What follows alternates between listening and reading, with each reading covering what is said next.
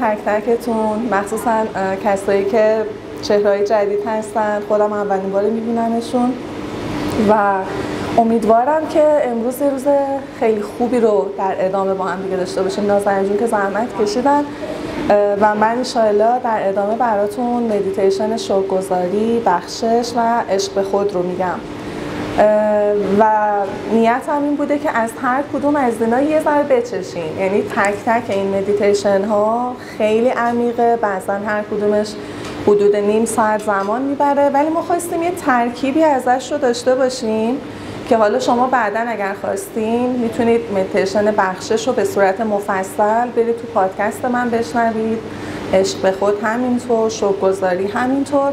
ولی چون زمان کمه من خیلی کوتاه از همش میگم که یه آگاهی برامون باز بشه صرفاً. و اینکه اولا تبریک میگم به خاطر حضورتون در اینجا. از صبح جمعهتون زدین، خیلی ها این تایمو میگیرن میخوابن، خیلی ها میرن تفریحات دیگه انجام میدن، ولی شما انقدر خودتون برای خودتون با ارزش بودین که تصمیم گرفتین بیان این وقت رو روی خودتون بذارید. صدا اون میز شما اوکیه؟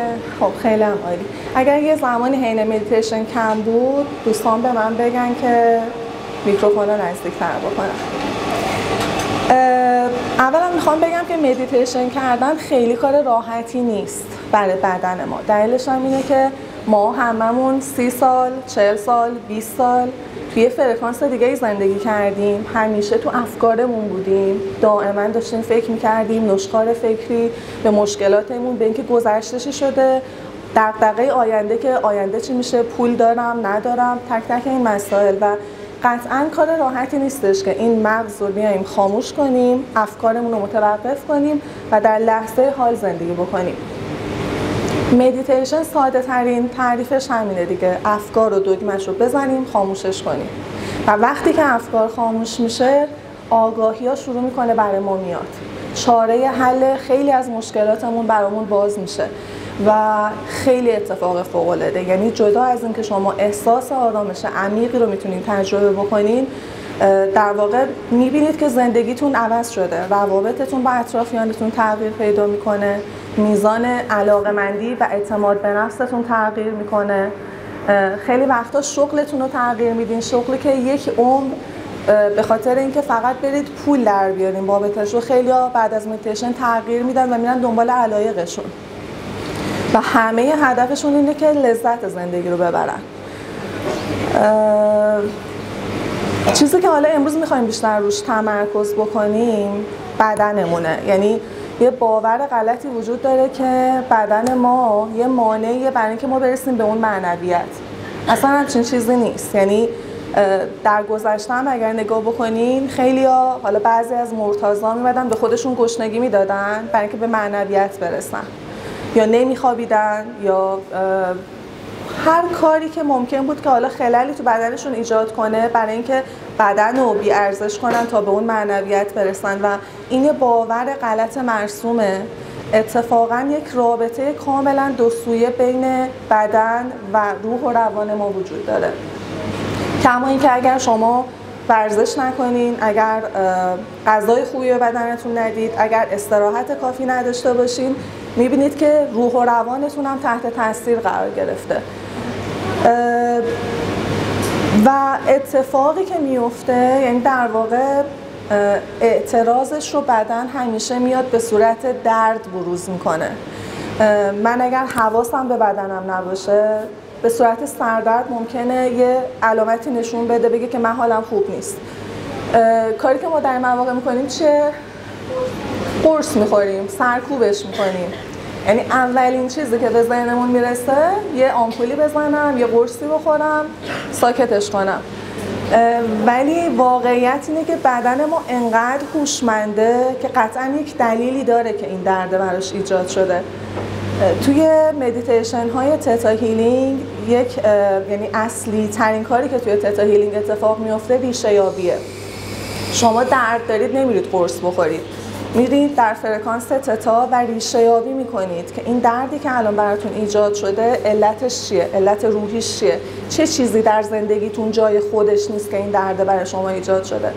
معمولا این دردها اولین بار میاد، اگه به فریادش نرسین دفعه بعد شدیدتر میشه، دفعه بعد شدیدتر میشه و بعضا وقتی که میبینه صداش رو نمیشنوین در قالب فریاد که این فریاد میتونه MS باشه، میتونه سرطان باشه و هر نوع بیماری شدید دیگه خودش رو بروز میده در واقع. برای همین خیلی مهمه که به احساسات بدنمون، به صدایی که در قالب درد هر چقدر کوچیک از خودش داره بروز میده توجه بکنیم. ما ورودی های مختلفی داره بدنمون دیگه، یعنی چیزهایی که صبح تا شب داریم حالا توی اینستاگرام، ممکنه توی اکسپلور داریم میبینیم، چیزهایی که داریم میشنویم، حالا میتونه اون چیزها آهنگ‌های نامناسب باشه، هر چیزی.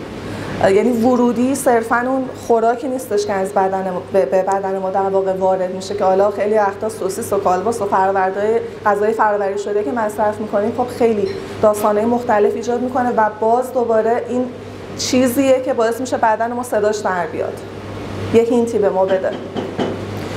ما وقتی هممون بچه بودیم تا یه سنی قبل از اینکه ذهنمون شرطی بشه که اگر بخندم بده، خندم رو جمع کنم یه موقع دندونام معلوم نشه، مثلا توی فرهنگ ما ایرانی ها یه ذره خانوم ها مجبور شدن خودشون رو سانسور کنن دائما. خود منم جزء همین خانوم ها که باید آروم بخندی، آروم را بری. تمام اینها سرکوب هایی که ماها انجام دادیم برای خودمون و بعضا وقتی که خواستیم گریه بکنیم، به خصوص خیلی برای آقایون پیش اومده که با این جمله مواجه شدن که مرد مگه گریه میکنه؟ اتفاقا مردم گریه میکنه چون انسانه، کما اینکه خانوم هم گریه میکنه. تمام این جمله هایی که به ما گفته مغز ما رو شرطی کرده که سرکوب کنیم اون احساسات رو درون خودمون، وگرنه تا یه سنی مغز ما چه شادی رو و چه غم رو به صورت نرمال 90 ثانیه بیشتر تجربه نمیکنه. یعنی اگه بچه‌ها رو شما نگاه بکنید میبینید که از یه چیز کوچیک ممکنه ناراحت بشه، 90 ثانیه ممکنه گریه بکنه، بعد یکی بهش یه چیزی میده، یه چیز جذابی میده، در جا میخنده، دوباره خنده رو تجربه میکنه و این جریان احساسات کاملا تو وجودش قابل دیدنه.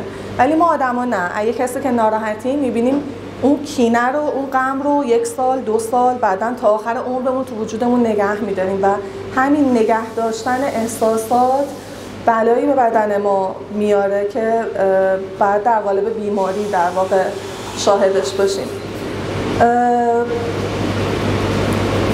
امروز کلا تمرکزمون رو بدنه، نه از جهت اینکه حالا بخوایم به زیباییش، به زیبایی ظاهریش فکر بکنیم، کما اینکه خیلی از ماها با زیبایی ظاهریمون مشکل داریم. یعنی وقتی میریم تو آینه رو نگاه میکنیم فقط چین و چروک رو میبینیم، لک‌های صورت رو میبینیم، مثلا برم با لبم این کار کنم، با بینیم این شکلی بکنم و همش داریم ایراد میبینیم و مسئله اینجاست که خیلی وقتا وقتی که عمل زیبایی انجام میدیم هم باز حالمون خوب نیست و این نشون میده که مسئله اصلا ظاهر نیست، مسئله یه چیزی درون ماست، یه ناامنی داریم از بچگی همراه خودمون میکشیم و یه عدم عشق به خودی داریم، یه کمبود اعتماد به نفسی داریم که شما مطمئن باشین و برید با کسایی که حالا عمل میکنن صحبت کنید که میبینید بعد از چندین و چند عمل جراحی هنوز حالشون خوب نیست، چون اون حال خوب بعد از درون ایجاد بشه و